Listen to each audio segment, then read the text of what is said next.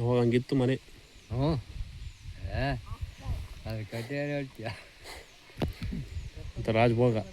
ರಾಜ್ಭೋಗ ರಾಜ್ಭೋಗ.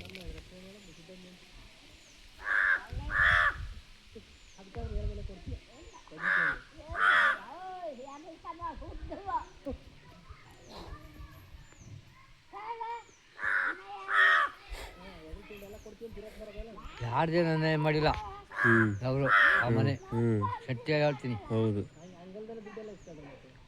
ಇಲ್ಲಿ ಒಂದು 12 ಎಕರೆ ಐತಿ ಈಗ ಈ ಕಡೆಯಲ್ಲಿ.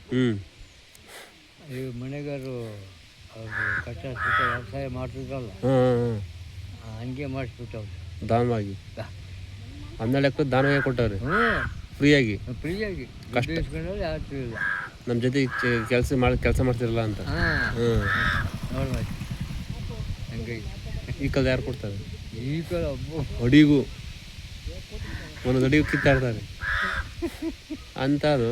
ನಮ್ಮಂತ 12 ಎಕರೆ ಅದನ್ನ ನೆನ್ಸ್ಕೊಂತೀನಿ. ಸತ್ಯ 12 ಎಕರೆ ಫ್ರೀಯಾಗಿ ಕೊಟ್ಟಾರೆ ಮಣ್ಗಾರಿಗೆ. ಅದು ಈಗ ಎಷ್ಟು ಪೋದೈತಿ ರೋಡ್ ಸೈಡು. ಎಲ್ಲೈತೆ? ಇಲ್ಲೇ ಆ ಕಡೆ ಮೇನ್ ರೋಡ್ ಹೋಗುತ್ತಲ್ಲ ಸ್ಟಾರ್ ರೋಡು ಬಸ್ನಾಳಿಗೆ ಅಲ್ಲೇ 12 ಎಕರೆ. 12 ಎಕರೆ. ಅದು ಸತ್ಯ ಧರ್ಮ ಅಂದರೆ. ಈಗ ಅಡಿಗೂ ಇಂಚಿಂಚ್ಗೂ ಸಾಯ್ತಾ ಹೊಡೆದ ಪರಮಾತ್ಮ ಏನು ತುಕೊಂಡ್ಬೇಕಾದ್ರೆ ಎಲ್ಲ ತಗೊಂಡೋಗ್ತಾರೆ ನನಗೆ.